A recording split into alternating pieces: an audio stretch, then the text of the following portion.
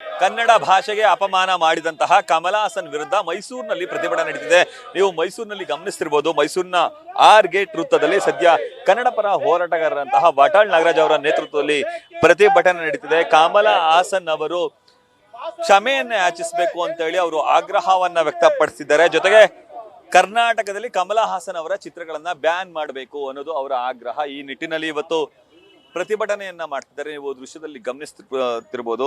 ಕಮಲ್ ಹಾಸನ್ ಅವರ ಭಾವಚಿತ್ರಗಳನ್ನ ಹಿಡಿದು ಆಕ್ರೋಶವನ್ನ ಹೊರಹಾಕುವಂತ ಕೆಲಸಕ್ಕೆ ಮುಂದಾಗ್ತಿದ್ದಾರೆ. ಜೊತೆಗೆ ಕನ್ನಡದ ಭಾಷೆಯ ಬಗ್ಗೆ ಅರಿವಿಲ್ಲದಂತಹ ಕಮಲ್ ಹಾಸನ್ ಅವರು ಮೊದಲು ಕನ್ನಡದ ಬಗ್ಗೆ ತಿಳಿದುಕೊಳ್ಳಿ ಅಂತೇಳಿ ಕಿವಿ ಮಾತನ್ನ ಹೇಳುವಂತ ಕೆಲಸಕ್ಕೆ ಮುಂದಾಗ್ತಿದ್ದಾರೆ. ವಾಟಾಳ್ ನಾಗರಾಜ್ ಅವರ ನೇತೃತ್ವದಲ್ಲಿ ಆರ್ ಗೇಟ್ ವೃತ್ತದಲ್ಲಿ ಪ್ರತಿಭಟನೆ ನಡೀತಿದ್ದು ನಮ್ಮ ಜೊತೆ ವಾಟಾಳ್ ನಾಗರಾಜ್ ಅವರು ಇದ್ದಾರೆ. ನಾನು ಅವ್ರನ್ನ ಮಾತಾಡಿಸ್ತಾ ಹೋಗ್ತೀನಿ. ಸರ್, ಕಮಲ್ ಹಾಸನ್ ಅವರು ಕನ್ನಡ ಭಾಷೆ ಕುರಿತು ಹೇಳಿದಂತಹ ಹೇಳಿಕೆಗೆ ಸದ್ಯ ಪ್ರತಿಭಟನೆ ಮಾಡ್ತಿದ್ರಿ ಸರ್, ನಿಮ್ಮ ಆಗ್ರಹ ಏನು? ಕಮಲ್ ಹಾಸನ್ ಕನ್ನಡಕ್ಕೆ ಅಗೌರವ ಮಾಡಿದ್ದಾರೆ. ಕನ್ನಡ ಭಾಷೆ ತಮಿಳಿನಿಂದ ಉದಯ ಅಂತ ಹೇಳಿದ್ದಾರೆ. ಇದು ಅಕ್ಷಮ್ಯ ಅಪರಾಧ. ಕನ್ನಡ ಸಾರ್ವಭೌಮ ಭಾಷೆ, ಕನ್ನಡ ಶಕ್ತಿಯ ಭಾಷೆ, ಕನ್ನಡ ಗೌರವದ ಭಾಷೆ. ಈ ಪ್ರಪಂಚದಲ್ಲೇ ಕನ್ನಡ ಸುಂದರವಾದ ಭಾಷೆ. ಇದನ್ನ ಅವಹೇಳನ ಮಾಡಿರ್ತಕ್ಕಂಥ ಈ ವ್ಯಕ್ತಿ ನಿಜಕ್ಕೂ ಅತ್ಯಂತ ಅಗೌರವ. ಇವರ ಚಿತ್ರ ಬಿಡುಗಡೆಗೆ ಅವಕಾಶ ಕೊಡೋದಿಲ್ಲ. ಯಾವುದೇ ಕಾರಣಕ್ಕೂ ಚಿತ್ರ ಪ್ರದರ್ಶನಕ್ಕೆ ಅವಕಾಶ ಕೊಡೋದಿಲ್ಲ. ಸರ್, ಇದೇ ರೀತಿ ಪದೇ ಪದೇ ಕನ್ನಡಕ್ಕೆ ಅಪಮಾನಗಳಾಗ್ತಾನೆ ಇದೆ ಸರ್ ಆಗಿಂದಾಗೆ. ಬಟ್ ಕನ್ನಡ ಹೋರಾಟಗಾರರು ಆಗಿಂದಾಗೆ ಮೌನಕ್ಕೆ ಶರಣಾಗ್ತಾರೆ ಒಂದೊಂದು ಸಂದರ್ಭಗಳು. ಕನ್ನಡ ಹೋರಾಟಗಾರರು ಯಾವತ್ತೂ ಮೌನ ವಹಿಸಿಲ್ಲ. ಕನ್ನಡ ಹೋರಾಟಗಾರರಿರೋದ್ರಿಂದಲೇ ಈ ಶಬ್ದ ಬರ್ತಾ ಇರೋದು. ನೀವು ಹೇಳ್ಬೇಕಾಗಿರೋದು ರಾಜಕಾರಣಿಗಳಿಗೆ ಹೇಳ್ಬೇಕಾಗಿತ್ತು, MLA ಗಳಿಗೆ ಹೇಳ್ಬೇಕಾಗಿತ್ತು, MP ಗಳಿಗೆ ಹೇಳ್ಬೇಕಾಗಿತ್ತು, ಮಂತ್ರಿಗಳಿಗೆ ಹೇಳ್ಬೇಕಾಗಿತ್ತು.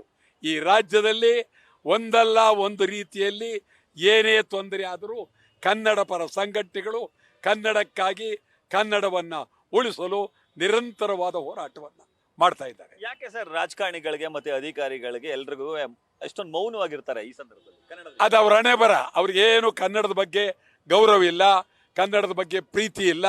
ಅವರಿಗೆ ಏನೋ ಬೇರೆ ಬೇರೆ ಯಾವ ವಿಚಾರದಲ್ಲಿದ್ದಾರೆ ಹೊರತು ನಿಜವಾಗ್ಲೂ ಇವತ್ತು ಇಡೀ ಕರ್ನಾಟಕದ ಸಮಗ್ರ ರಾಜಕಾರಣಿಗೆ ಬೀದಿಗೆ ಬರಬೇಕಾಯಿತು. BJP, ಕಾಂಗ್ರೆಸ್, JDS ಎಲ್ಲರೂ ಬೀದಿಗೆ ಬರಬೇಕಾಯಿತು. ಇವತ್ತಿಡೀ ರಾಜ್ಯದ ಕನ್ನಡಿಗರ ಸಮಗ್ರತೆ, ಕನ್ನಡ ಭಾಷೆಯ ಸಮಗ್ರತೆಯ ಬಗ್ಗೆ ನಡೀತಾ ಇರ್ತಕ್ಕಂಥ ಈ ಚಳುವಳಿಯಲ್ಲಿ ಅವರೆಲ್ಲರೂ ತೀವ್ರವಾಗಿ ಭಾಗವಹಿಸಬೇಕಾಗಿತ್ತು.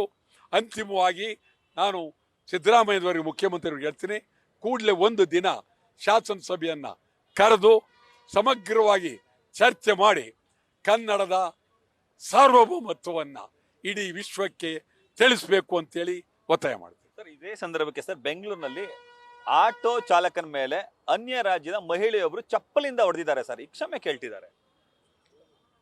ಆಟೋ ಚಾಲಕರ ಮೇಲೆ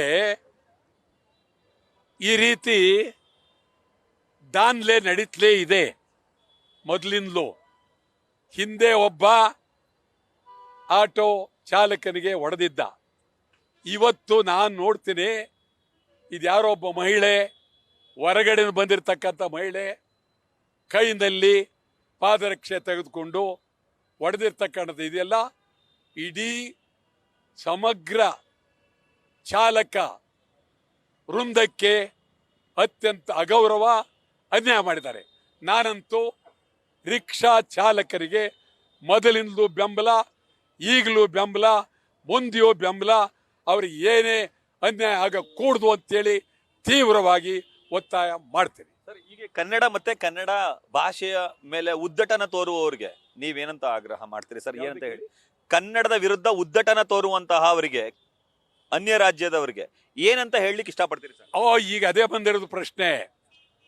ಇಡೀ ಕರ್ನಾಟಕದಲ್ಲಿ ದಬ್ಬಾಳಿಕೆ ಮಾಡ್ತಾ ಇರೋರು, ಪಾಳ್ಯಗಾರಿಕೆ ಮಾಡ್ತಾ ಇರೋರು, ಗೂಂಡಾಗಿರಿ ಮಾಡ್ತಾ ಇರೋದು, ಅಪರಾಧಿಗಳು ಎಲ್ಲ ಬರೀ ಹೊರಗಡೆಯವರೇ.